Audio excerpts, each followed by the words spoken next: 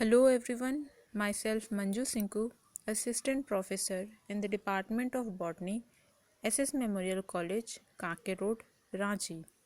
Today I am going to discuss the basic concepts of research. It will cover paper DSC 4 of honor students of semester 6.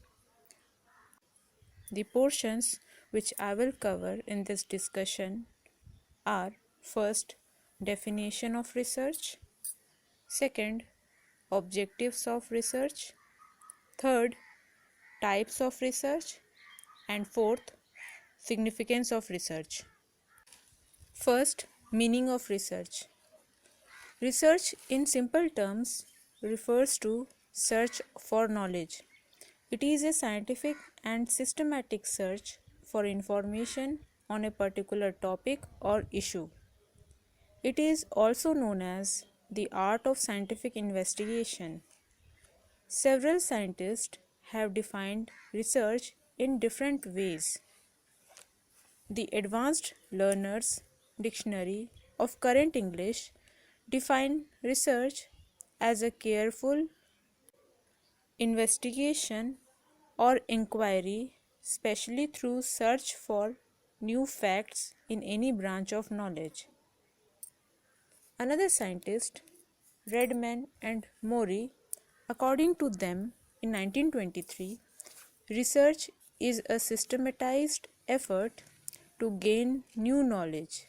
That means to have a new idea or knowledge about the new things in a systematic way. Research is an academic activity and therefore the term should be used in a technical sense. Another definition given by Clifford Woody in 1988, according to him, research comprises defining and redefining problems, formulating hypotheses or suggested solutions, collecting, organizing and evaluating data, making deduction and reaching conclusion, and finally carefully testing the conclusion to determine whether they fit the formulated hypothesis or not. For example, from the traditional knowledge, one came to know that tulsi is an important medicinal plant that can be used for cough purpose. Any new individual or researcher will try to redefine the problems, and the problem is how and in what quantity tulsi can be used to treat cough by scientific or experimental method. We all possess vital instinct of inquisitiveness, that is, internal desire to know something, for when the unknown confront or disturb us, we wonder or think, and our internal thoughts or inquisitiveness makes a way to attain full understanding of the unknown. This inquisitiveness is the mother of knowledge, and the method which may be employed for obtaining the knowledge of whatever the unknown is can be termed as research. Thus, research is an original addition to the available knowledge which contributes to its further advancement. It is an attempt to pursue truth through the methods of study, observation, comparison, and experiment. In total, research is the search for knowledge using objective and systematic method to find solution to a problem. Now, let us come to our second part, objective of research. There are certain objectives of research. First, to gain familiarity with new insights into a phenomena, to accurately portray the characteristic of a particular individual, group, or situation. Thirdly, to analyze the frequency with which something occurs.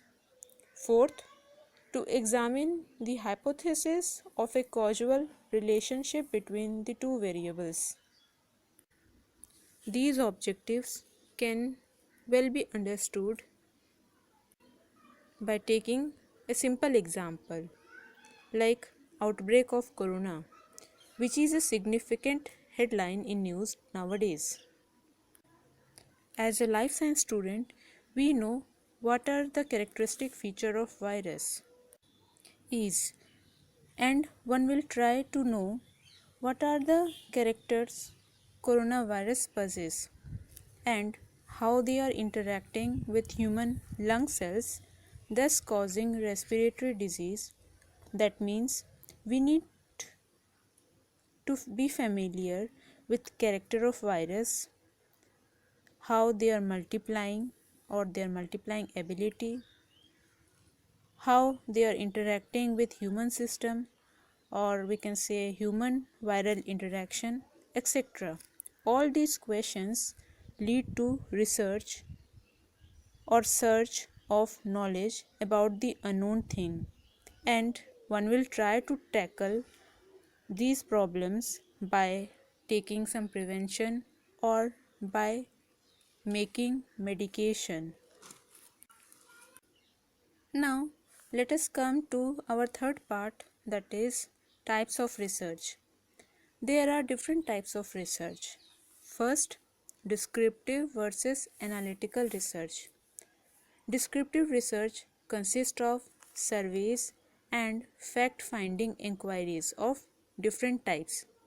The main objective of descriptive research is describing the state of affair as it prevails at the time of study. For example, field study can be descriptive research. During field study, if one takes topic like medicinal plants used in Khunti district with anti-diabetic properties, that individual will have to go through different methods to find out such plants having anti-diabetic properties. He will start survey of Khunti area, flora of that area, and will try to assess the geographical condition. He will select certain plants and will consult the respective teachers or professors or Kaviraj of that area so that he or she can gain knowledge regarding plants found there, which are being used by different peoples living there to prevent diabetes. This kind of surveys is descriptive research.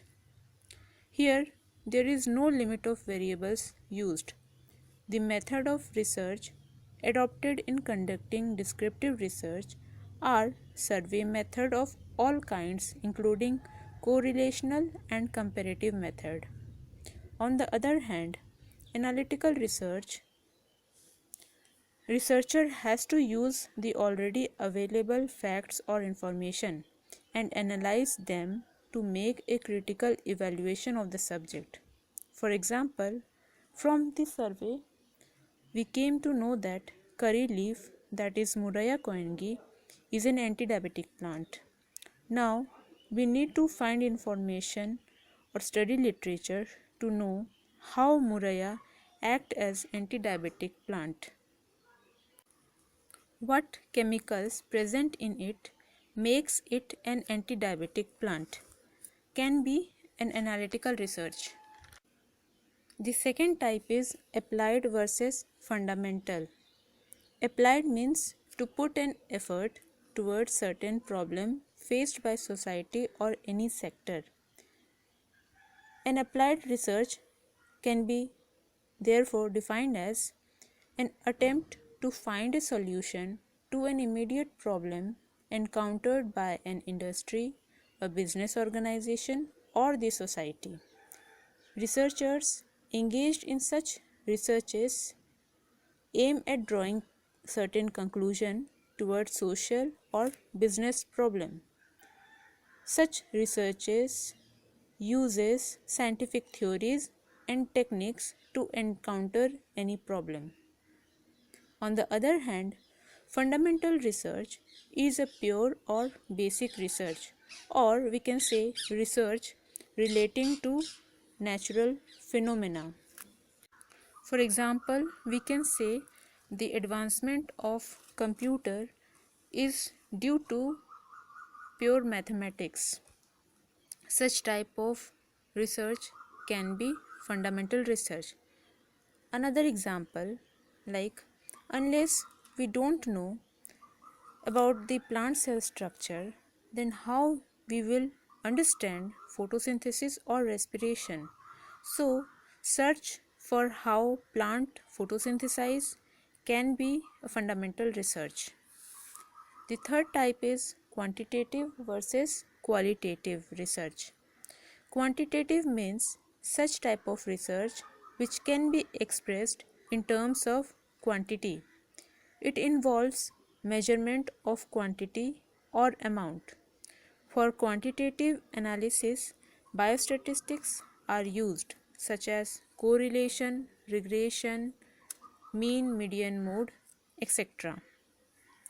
On the other hand, qualitative research involves quality or kind of an individual or a group. For example, we know Murraya koenki or curry is an anti-diabetic plant.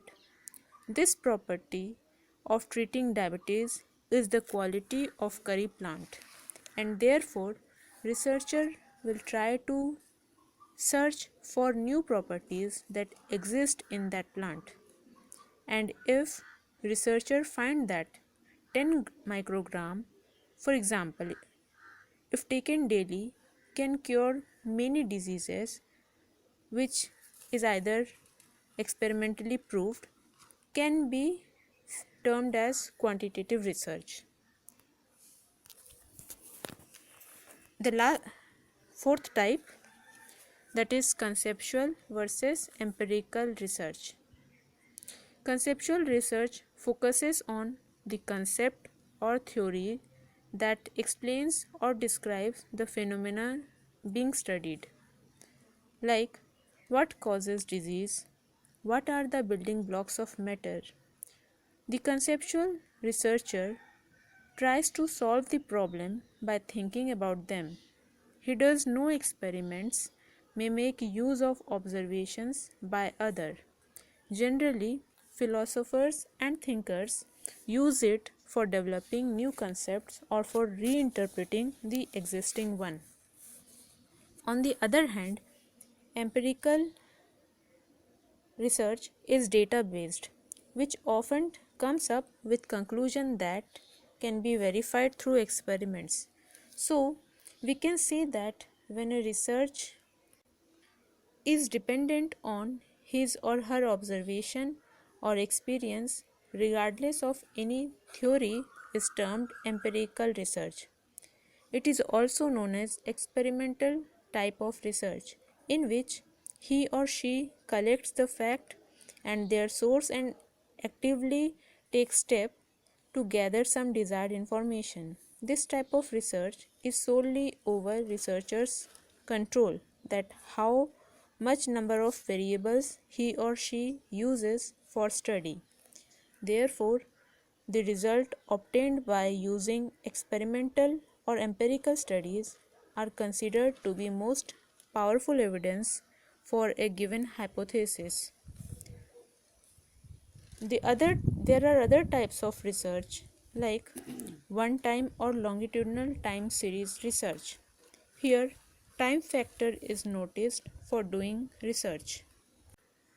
There can be laboratory or field setting research, that is, experiments doing in lab or field survey on a particular topic. Likewise, there are many other types of research. Now, let us come to our last part, that is significance of research. A famous saying by Hudson Maxim that all progress is born of inquiry, that is, doubt is better than overconfidence, and that doubt leads to inquiry, and inquiry leads to invention. After understanding this famous saying, significance of research can be well understood. Research may lead to development of society. Secondly, it solves various problems faced by society using scientific approach. Thirdly, research is important for social scientists in studying social relationship and in seeking answers to various social problems. Besides these points, it is important to those students who are to write master's or PhD thesis. Research may means a way to attain high position in society. To philosophers and thinkers, research may mean the outlet for new idea or insights, etc. Thus, research is the fountain of knowledge for the sake of knowledge and an important source of providing guidelines for solving many business or governmental or social problems. So, this completes the whole part of basic concepts of research. Thank you.